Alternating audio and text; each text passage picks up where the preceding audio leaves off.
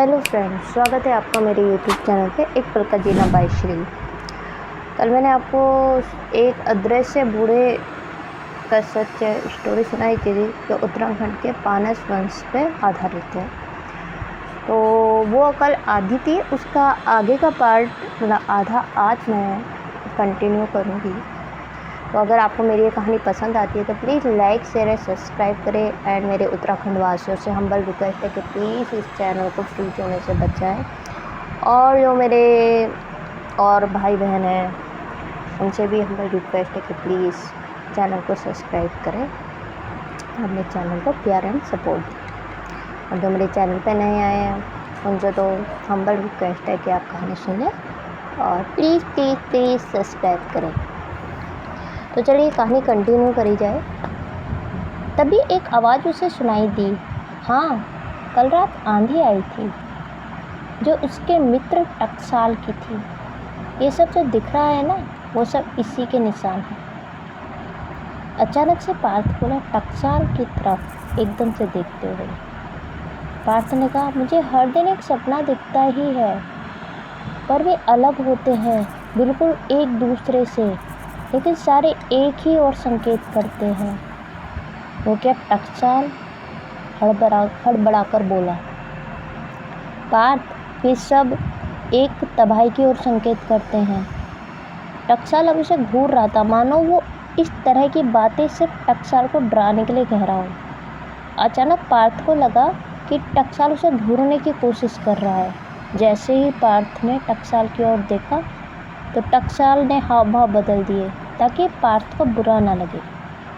जब टकसाल ने जानबूझकर बीच में कहा कि पार्थ, तुम तैयार हो आज के शिकार के लिए, तो पार्थ ने भी जैसी सहमति से सर हिलाया।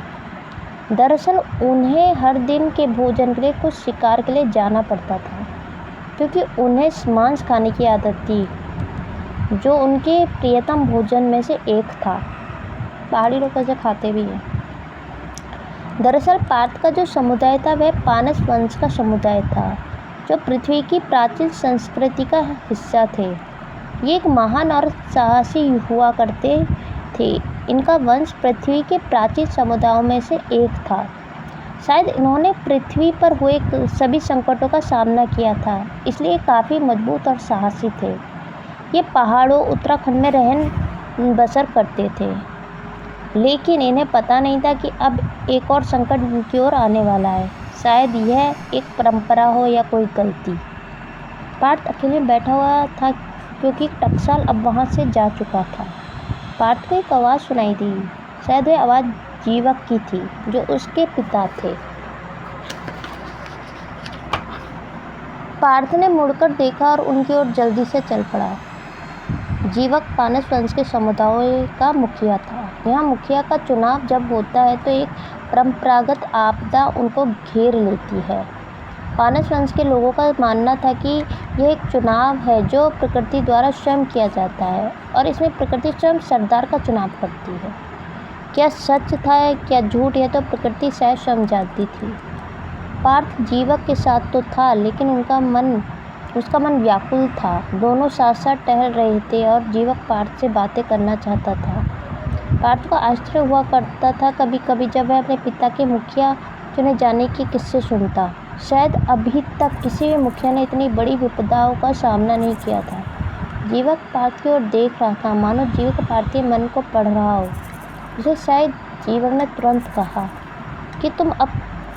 कि अब तुम बड़े हो चुके हो और शायद क्या पता अगले मुखिया तुम भी हो सकते हो।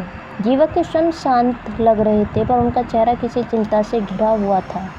पार्थ ने देखकर उन्हें पूछता था कि लेकिन जीवक ने खुद ही कहना जारी रखा कि आज रात ऐलान कर दिया जाएगा मुखिया का। जो योग्य होगा उसका चुनाव किया जाएगा, लेकिन मुझे उम्मीद है कि तुम मुझे निराश नहीं करोगे। प्रतिस्पर्धा में भी।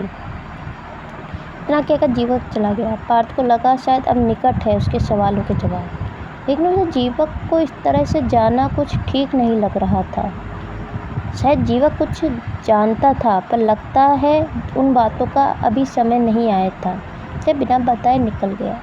पार्थ को यही बातें अपने पिता की अच्छी लगती थी। वे कितने शांत थे और जैसे सब कुछ जानते हो, बिल्कुल एक योद्धा की भांति। ऐसी अनेक खूबियाँ पार्थ को अच्छी लगती थी जो जीवक में थी। समय को सब पता है और शायद कुछ अंश जीवक को भी। जीवक ये तो जानता था कि इस बार मृत्यु ही एक पहेली बनकर आ खड़ी हो चुकी है उनके समक्ष।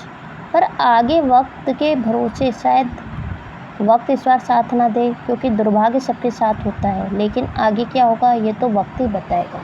अगर आपको मेरी ये कहानी पसंद आती है तो please like share and subscribe करें और अपने चैनल को प्यार एंड सपोर्ट करें। अगली पार्ट 2 जो इसका ये अध्याय 2 है वो कल आएगा। और आज के लिए ये जो आधी कहानी मैंने कल बताई थी अदृश्य बुड्ढे का सच, वो ही आज कंटिन्यू होकर समाप्त हो चुकी है। और इसके साथ ही मैं आप लोगों से विदा लेती हूँ। शुभ रात्रि and thank you so much.